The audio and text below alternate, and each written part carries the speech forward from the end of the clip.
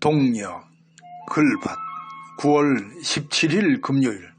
각호도 다른 문재인이 이재명. 지난 9월 5일에 글밭을 일구었으니 열흘 하고도 이틀 만에 다시 글밭을 일굽니다.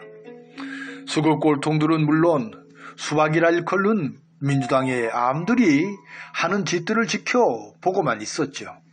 머리에 뿔날 지경에서 이제는 한심한 지경을 넘어 관심을 두지 않는 데까지 이르렀습니다.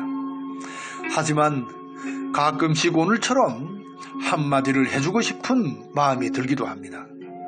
아마도 같은 하늘 땅에서 살아가는 사람들이라는 생각에 이르렀기 때문일 테지요.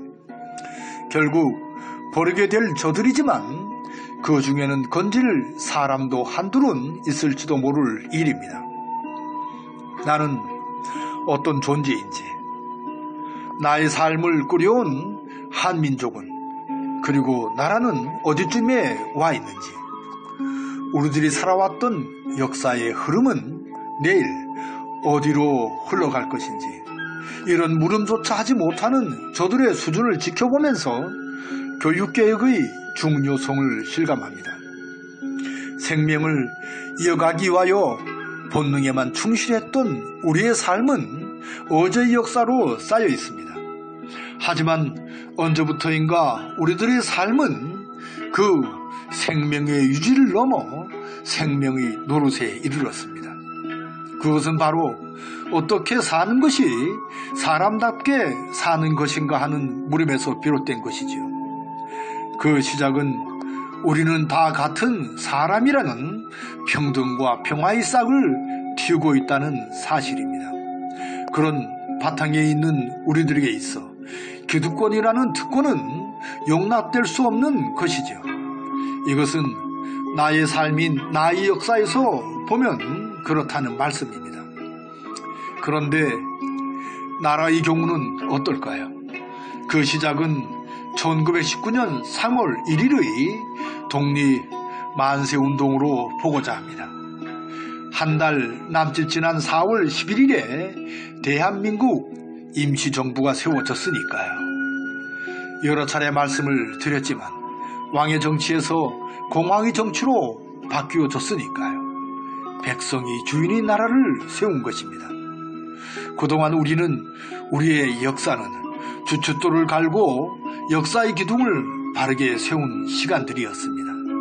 그 지금 우리는 촛불혁명으로 문재인을 대통령으로 뽑아 으뜸 모습을 삼고 있습니다.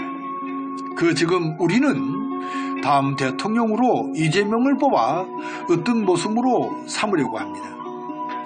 그 다음으로 추미애 조국을 으뜸 모습으로 삼으면 참으로 좋겠다는 생각을 하게 됩니다.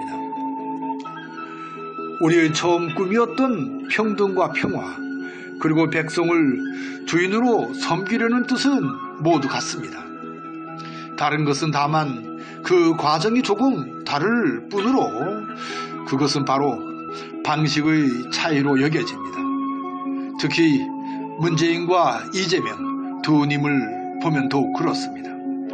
문재인은 인내로 쓰레기를 모은 후 한 번에 몽땅 치우는 방식이요, 이재명은 바로입니다. 그래서 같으면서 다른 문재인, 이재명이란 제목을 잡은 것입니다. 어느덧 문재인은 나라를 으뜸가는 나라의 반열에 들게 만들었습니다. 이제 이재명은 한 걸음 더 나아가 통일의 꿈을 펴 한순간에 얽힌 실타래를 풀어갈 테지요. 그런데 이게 가능한 것은 어떤 까닭일까요?